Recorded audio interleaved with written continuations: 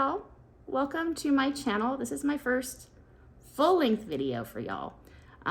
So as I'm getting ready, it's kind of like a get ready with me little chatty.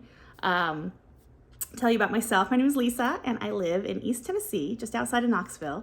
I have 2 dogs and a husband who I love very much, and then I'm also the mom of adults. So I have a 27-year-old daughter and a 31-year-old son.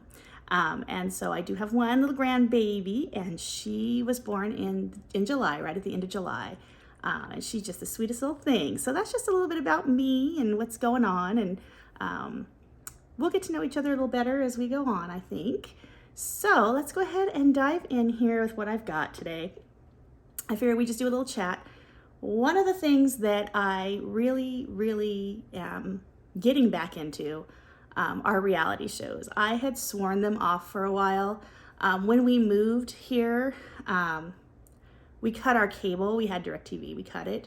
And so we just stopped watching regular TV, right? So I didn't have my Bravo, didn't have my shows.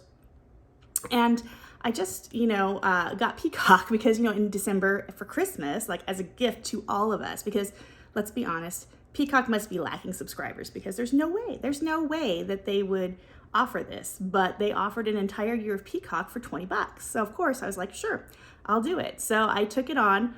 And basically the only thing that I have watched on Peacock has been The Real Housewives of Salt Lake City. I was with them from the beginning and, kind of lost track. I saw the first 2 seasons and that cliffhanger of season 2 where Jen Shaw was being sought by the feds. And so I'd missed the last 2 seasons. And so that's what I did. I kind of dug into, The Real Housewives of Salt Lake City again. And so I wrapped up watching seasons 3 and 4 this week. My husband's dying because he was so happy that I wasn't watching that stuff anymore. But I had to dive back in because I think those ladies are kind of an outlier from the Real Housewives chain, I guess you would say. Them in Miami seem to be like diametrically opposed to what the other housewives seem to be, especially with the things revolving around the Latter-day Saints and all of that stuff in Salt Lake City. So I figured I'd do like just a bit of a recap, a little questioning, like what do you think, what I think, and that's how we're gonna do it today. So let's just dive on in. The first thing I did, I love this stuff, Laneige Lip Glowy Balm. Love this stuff. This is what I put on before I do makeup to soften my lips, and that's how I do that. So all right, so let's dive in here, get some primer on. So I've just been watching these seasons and I'm like, oh my gosh, what's going on? So the first thing is, okay, what is up with them bringing back Mary, right? Mary, she's a little wild. She's a little wacky lady. But she wasn't on very much this season, was she? She was just kind of in and out. I don't think that she got along well with any of the ladies. I think, they were kind of over her. I think they brought her back as kind of like a friend, kind of a filler, which is just, okay, that's fine, I suppose. And she's good for, I guess, comic relief because the ways in which she states things is kind of like off the wall, like things that a regular person might never say. Mary just goes right on ahead and says it. So, I mean, I guess that would be a reason why you might want her on there, but she's just kind of seems to be burning bridges left and right. I mean, she was good friends with Whitney, and for whatever reason on this season, she's not. They didn't really go into any backstory as to why that occurred or anything. Okay, so my primer is the Wet n Wild Primer Serum. And then foundation, it's an oldie but a goodie. It is, guess what? The MAC Fix Plus, the MAC, what is it called again? Y'all, I'm not good with names of products. Let me tell you, this is the Studio Fix Fluid. So this is an oldie but a goodie. I've been using this thing for, well, not this particular bottle, but I've been using this foundation off and on for probably 15 years, maybe more. But yeah, anyway, so they got Mary on there, right? She pops in here and there just to be a little wild, a little wacky. She didn't hang out in any of the scenes. It seemed like as soon as she walked in a door, she was turning right back around to walk back out of it. And I'm just like, okay, well, I guess if that's how you're gonna play it, it doesn't seem like they must not pay her much, right? I mean, honestly, because why would she do that? You know, it seemed like she'd sit down for lunch with a lady and without, you know, much fanfare, she would be up and leaving again within, you know, a few minutes. And I'm like, what the heck is going on here? You know, they'd bring the food and she'd like take a bite and then put a fork down, like, I'm out, deuces, you know? And so I'm just like, okay, Mary, that's fine. I don't know, they didn't show any of the things related to her church. I mean, her husband, Robert Sr., was in Las Vegas he'd been there for months, according to her, doing who knows what. So, you know, it didn't make a whole lot of sense as to what exactly was happening with that. And then they brought on Monica. So the core ladies, right? The four of them that were left after Jen went off to Club Fed. The four of them that were left, Heather and Whitney and Lisa and Meredith, and they've all had their ups and downs with one another from time to time. You know, it is what it is. That's how housewives seem to work it. This is the formula that I have noticed across the board with housewives in general, is they get this group of ladies together. All of them have some money from some source somewhere. Not enough to make them truly wealthy in terms of like, they're not like billionaires or anything, but they have enough to make them, you know, solidly upper class. And so basically what they do is they go on trips and throw parties at which they can have fights. And that seems to be the entire MO of this program. Now, I have been a reality girl since The Real World on MTV. And so, you know, I'm kind of used to this. Like, you will find, because people know how the show goes, you want camera time, you want screen time, you got to pick the fights, right? And so they'll save up all of this angst and drama and then like release it at your child's birthday party. And you're thinking to yourself as you're watching this is not a real world situation. Like, nobody in the world would ever do this to their friends, go to their friend's house, to their party, to their child's birthday party, to their Easter party, and have a big blowout fight like that. But anyway, you know, Jen is gone. She's in Club Fed. I don't think anybody in that cast is communicating with her. Even the people who seemed to portray a very strong friendship with her, like Meredith, Heather, I don't think that those ladies actually are communicating with her very much while she's in prison. I don't know what's going on with her and Coach Shaw. I don't know if he's going to stick by for what is it, the 7 years that she's been sentenced to, which, I mean, with good behavior, 3.5 probably is what she'll wind up with. But I just, you know, it's like, okay, so these four ladies, this core group, they have to go on, right? The show must go on. So they are out there and they are just going for it, you know, in terms of how they're going to proceed. And of course, you know, it's hard to have a group of, you know, just four doing a program like this because of the hours of footage that have to be filmed. And you have to have enough people that you can have these separate conversations going on as well. Because that is important. You know, all these different, they get together and they have these conversations about one another. Well, if you only have four people, that really limits the partnerships that you can make, like the pairings that you can make to have these types of conversations. And so they've brought on a new lady in season 4 whose name is Monica. And so, you know, Monica is very different, very, very different from the rest of the ladies. First of all, she does not have much money, although it seems like her mom might, and she's divorced. So what I've been using, I have the Maybelline Instant Age Rewind Eraser, oldie but goodie, right? I put it away now, but right, MAC Mineralize Skinfinish Natural, oldie but goodie. This one's newer to me. This is the Cartrice Prime and Fine Mattifying Powder. I use it under my eyes sometimes, because I don't like anything too glowy under there. Lots of girls, they put glow under their eyes. That just doesn't work for me a lot of the time, so I like this one. All right. All right, so eyebrows done. Favorite eyebrow pencil, I think, of all time, the Anastasia, the thin eyebrow pencil, right? It's, I can't read because, that's a brow wiz. Can't read well because I have 51-year-old eyes, y'all. I have 51-year-old eyes, therefore, I do not see well up close, right? And I don't particularly see well far away either. Right? I mean, I can't believe there's people out here seeing for free. It ain't me, though. All right, so anyway, as I was talking about this whole reality Von Teese situation, oh my gosh, y'all. You know, now that that's been revealed, looking back over the season and some of the things that Monica had said as the season was going on, it's like, oh, okay. It's starting to feel, you know, like some things were making more sense. Like when she was talking, when she first came on the show, and she was talking about how, you know, she was getting divorced and the reason for that divorce, right?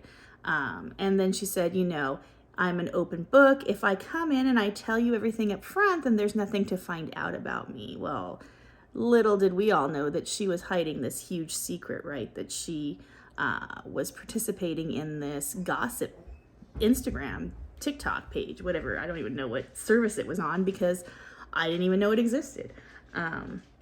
But yeah, so, I mean, you know, as things were going on. Now, how much of what is on these shows is real and how much is played up for TV?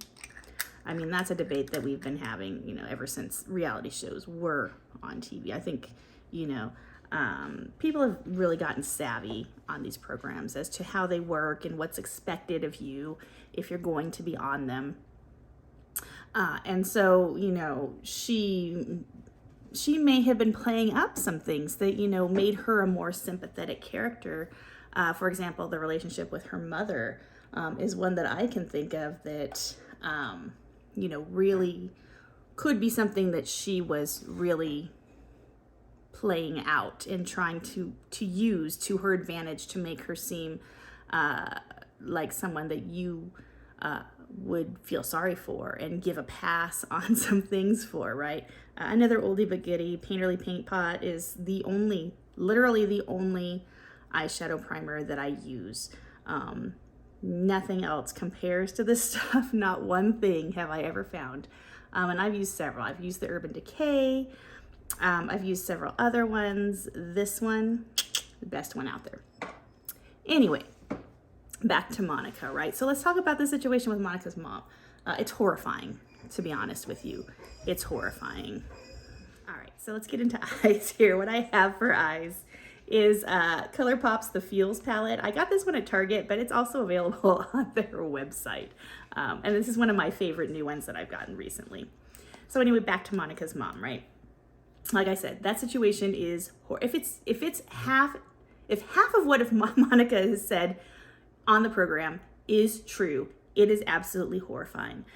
So Monica's mom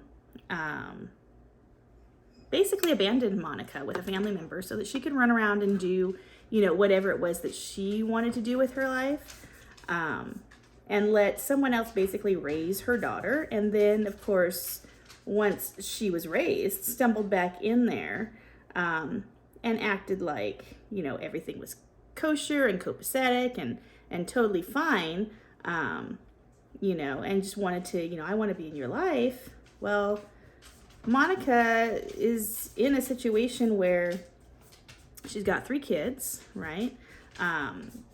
She's doing this program where she needs someone to watch these kids while she goes and she films, going on trips, going to parties, daytime things when she needs someone to pick the kids up from school, stuff like that. So Monica's mom enters the picture as basically another character on the show, like almost like a friend of the show, right? And so Monica's mom, she comes into the picture, and Monica's grandmother, who seems like a really sweet lady. Anyway, Monica's mom comes into the picture when Monica is doing her business that she's been running, which is something about baby blankets or something. Like I said, I didn't pay super close attention. But anyway, so they are doing this, right? And they're folding these blankets or widgets or whatever it is that she's got her business doing. And so she's folding with her daughters and her mother. And then she tells her mother, oh yeah, I need you to watch the kids so I can go on this trip, right? Whatever. They took a lot of trips this season. I know they went to Palm Springs and they went a couple other places, like San Diego. They went to several places. Anyway, so Monica's mom is going to be watching the girls, obviously, for all of these adventures. And so we meet her, and she seems, decent when we first met her on the show, right? She's helping Monica out with the girls and doing the things that need to be done. And so everybody's like, oh, that's cool, And then as the season went on, some weird things started to happen with Monica and her mom. First of all, her mom is the one who has leased and paid for Monica's vehicle. And basically Monica explained to the ladies that anytime her mother feels like she's not doing what her mother wants her to do, that her mother will basically tell her to bring the vehicle back or she'll report it stolen. Now again, after hearing what was exposed on the last episode of this season, I'm not so sure that that is actually true. I mean, it could be true, it could be false. I don't know. It's pretty weird. And then, there's been, blowout fights between Monica and her mom. Like, her mom really took things to a really high level in terms of, like, catfighting. Things that, you might never have seen before. I mean, let's put it this way, right? If you're familiar with Orange County, they fought in the same way that Tamra and Vicky fought with Gretchen when Gretchen came on that program, right? That is the level to which Monica and her mom are having these knockdown, drag-out fights at parties, at Angie K, another new character, right? Angie K, at Angie K's Greek Easter party that she held, and it was intended to be like a family event and nice for the kids and stuff like that. And like huge fight between Monica and her mom, and the ways in which these two women spoke to one another were really, I mean, the level of disrespect coming from both of them was like, well, no wonder they don't get along. They don't even respect one another. And, I can understand Monica's point. If she feels abandoned, there's a lot of issues there, right? But, regardless, if you are in this situation where your mother is like this, there is a point at which you are allowed to cut that person out of your life. And I don't know. Oops. I've got a low battery here. And I don't know like what is stopping her from doing this. But honestly, like I'm like, if that was the way that my mother treated me, yeah, I would just say, you know what, it's okay. You can go on and do your thing somewhere else because you're not going to be doing it with me and my kids. But yeah, it is just really, really horrific. So that was one fight, right, at the Greek Easter. And then there was another fight that occurred between Monica and her mom in a restaurant. And this one was really, really weird. So it was after the Greek Easter. So apparently after the Greek Easter throwdown, Monica's mother called her up and told her basically, bring the car back or I'm going to tell the police that you stole it. Which, okay. So Monica does this and she pulls up to a snowboarding party in, this leased or rented range that she's got. Because her mom has basically taken her car. And then what winds up happening is that Monica, kind of explains to the ladies about what's going on. Well, Monica decides she needs to meet with her mom, and they need to discuss what is going on with everything, right? Why her mother treats her the way that she does, the trauma basically that she has been going through since she was basically abandoned with her family member when she was a child. And her mother refuses to take any responsibility for anything that's happened, and basically just says, well, this is how I am. If you don't like it, too bad. Calls Monica several really awful names, and then begins to speak to a plant, which, I mean, it is the most off the wall thing. And I don't know if it's because, I mean, her mom seems like a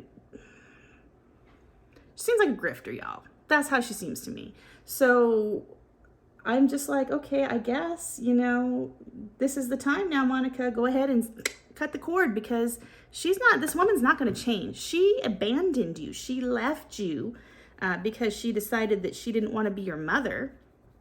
And I'm all for family reunifications, but you have to come back from that. When you have inflicted that much trauma on your child, you kind of have to, if you're trying to come back in the picture, you have to come back with a penitent attitude. And she definitely did not. She felt like Monica owed her something, which is, you know, nah. So, you know, that's, you know, what's been going on there between the two of them. And then, you know, to make matters worse, now we have this whole reality Von Teese thing. And the thing is like, when that actually was finally revealed, and the way that which it was revealed was kind of like, okay, look. So they go on these trips, right?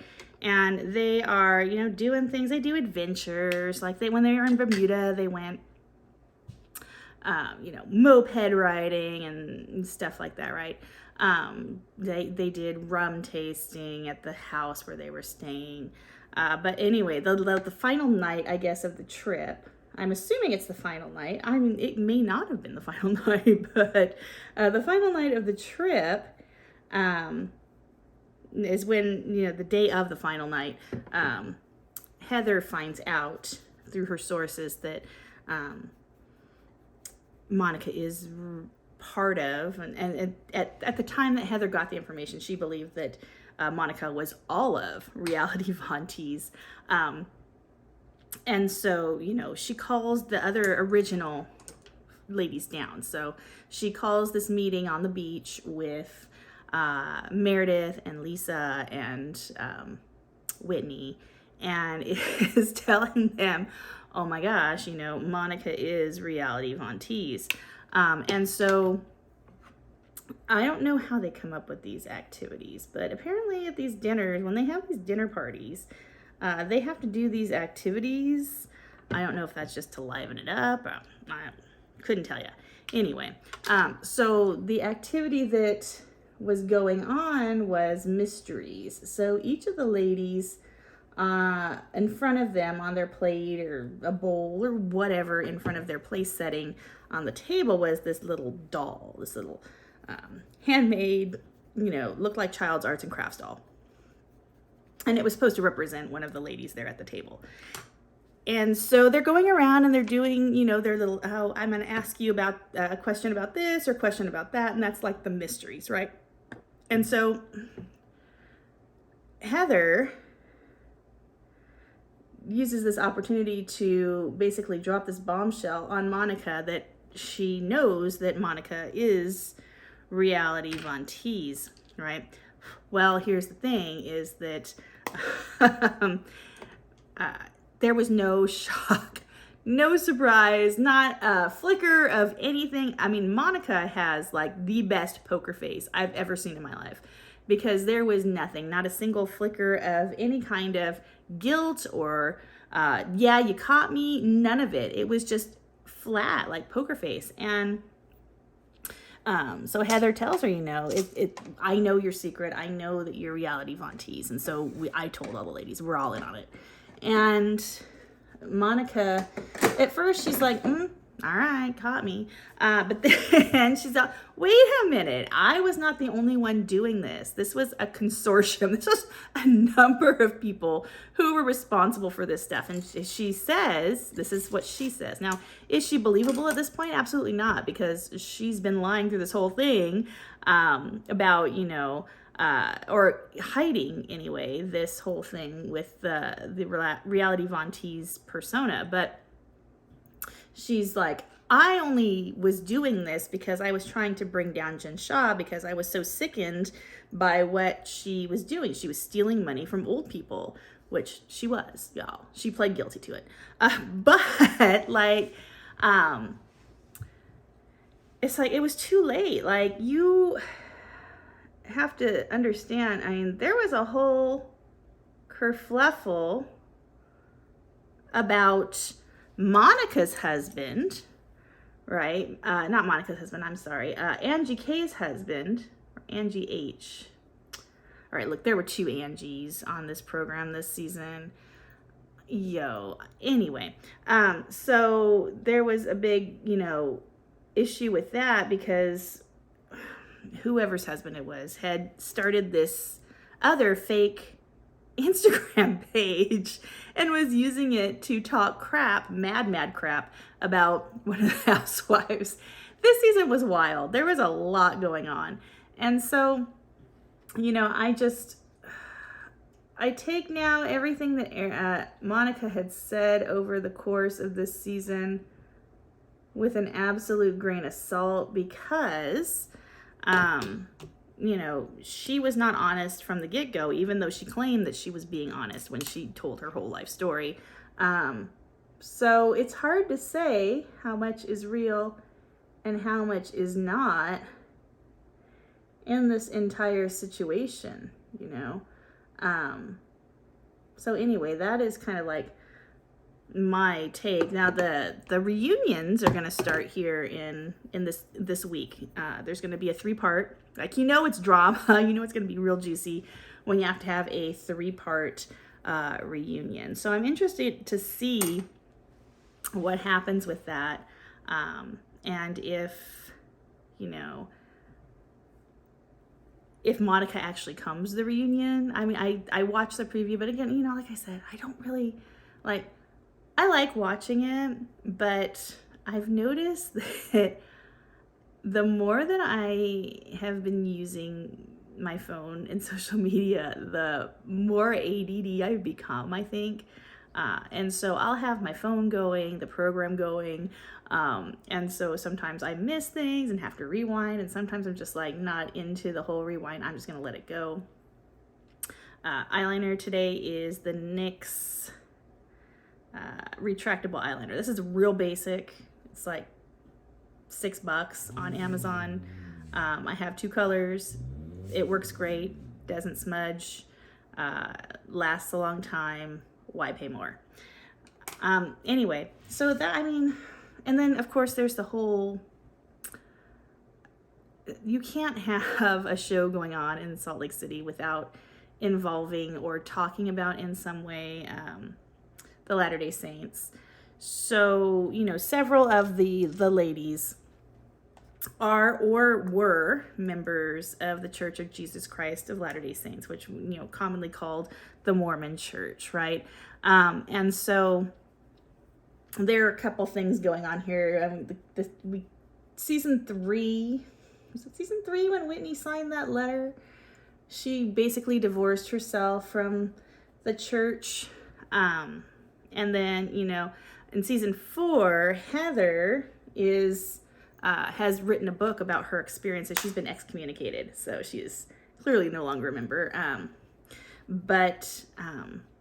So she's written a book about her experiences with the church, and then Lisa's son Jack is going on a mission. So 2 years, they send you. You don't get a choice about where you go. And your role there is to preach the gospel of the Church of Jesus Christ of Latter-day Saints. So that's going on throughout the background of this whole season. It provides some conflict with and between Heather and Lisa, because Heather was a missionary. She did do a mission with the church, and then now has subsequently been excommunicated from said church. And, you know, Heather has some things to say about the church that, you know, I can't speak to how much is true and how much is not, because I'm not involved with that in any, you know, way, shape, or form. So I'm not going to speak on that at all. But, you know,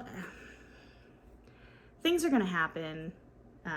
People have experiences.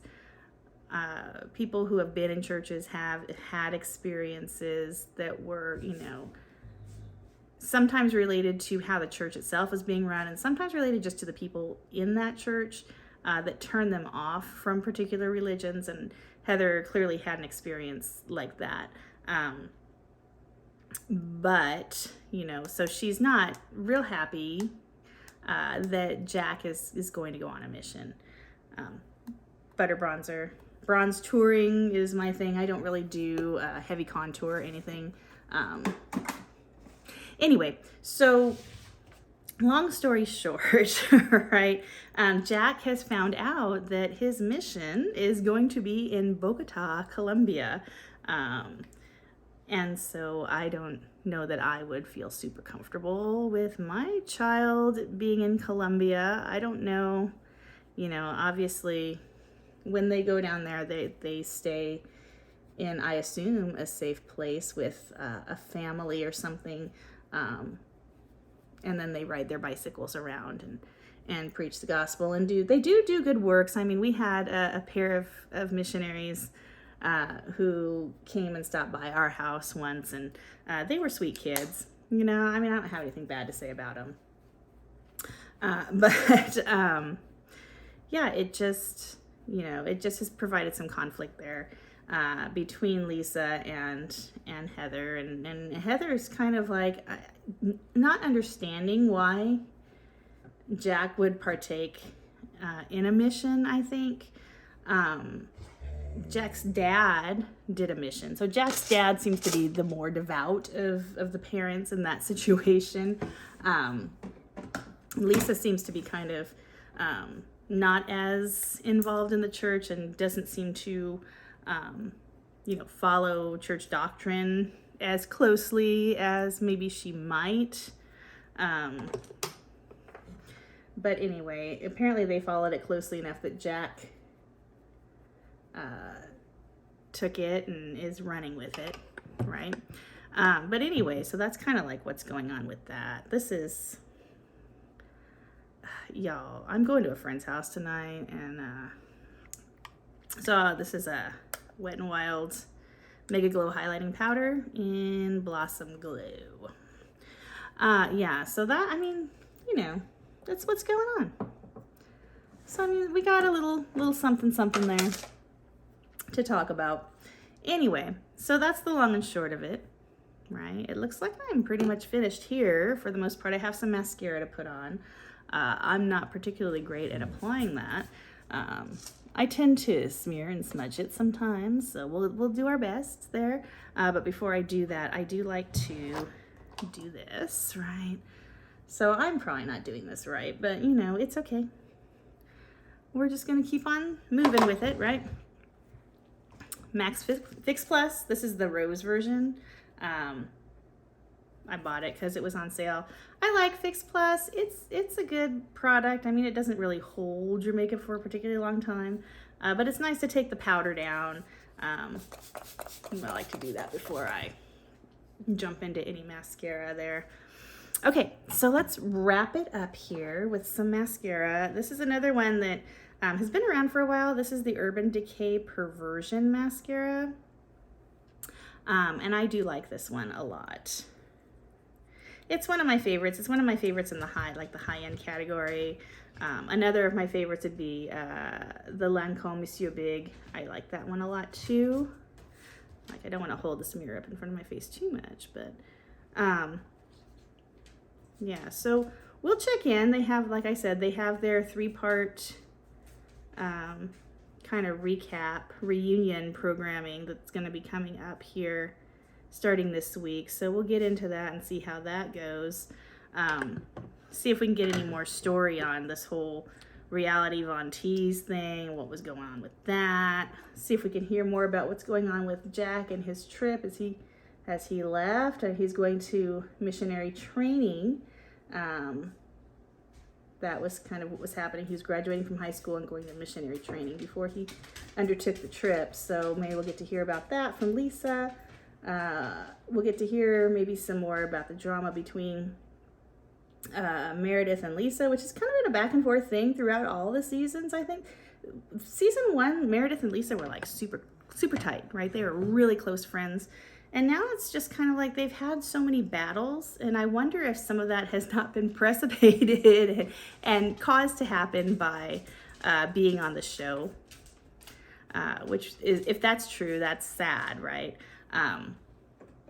But we'll get to catch up and see, you know, what's kind of going on. It's finishing touch here, right? Lipstick, got to have a lippy. So this is MAC Brave. This one's newer to me. So we'll just put it on here and see what it looks like. Have you seen my beastie roaming around? Hey, did you hear him now? Oh my gosh, y'all. We'll talk about beasties on another day. He's bumping me right now. All right, well, that's it. I don't know what I'm gonna do with his hair. I got it pinned up right now. It's day 2. I'm trying real hard, y'all. I was a hardcore wash your hair every day girl for my entire life, from teenager to adulthood. I have been a hardcore wash your hair every day person. Even if I was just gonna put it in a ponytail, it still got washed that day. So I have been experimenting and playing with multiple days of hair. So today is day 2, and to be honest, it's looking a little flatter than normal. So I don't know if I'm gonna put like maybe some volumizing spray, like the kind that gets a little dirtied up so it looks like it's a little bigger than it is, or texturizing, you know, or if I'm gonna curl it. I don't think I'm gonna curl it today. I don't think I got it in me today to curl it, so I'm gonna leave that. So it's either gonna be ponytail, I'm gonna either rework this whole clipped up thing that I got going on, or I'm gonna, you know, get out my flattener and give it a little pass through to smooth it out. So we'll see how that goes. Anyway, thanks for hanging with me. This was kind of a long video to start, but I hope you'll like and subscribe so that you can, you know, come on in. What I have planned is a lot of things, right? So I have my date night short is up. It's not in the shorts. It's actually posted as a regular video, but it was like a 1-minute, you know, run through of what we did for date night the other night. And then I also have planned, you know, some favorites under $10 from Amazon as far as makeup and beauty. And then we'll get into housewares and house cleaning, and I'll let you see the big mess that I am here in my home. You'll get to meet my beasts. And get to know me, and I hope that I get to know you here in the comments. Please do feel free to leave comments down below. Do you watch Salt Lake City? Do you have anything to say about all of the wacky stuff that went on this season? You know, let me know in the comments below, and I'll see you next time. Bye.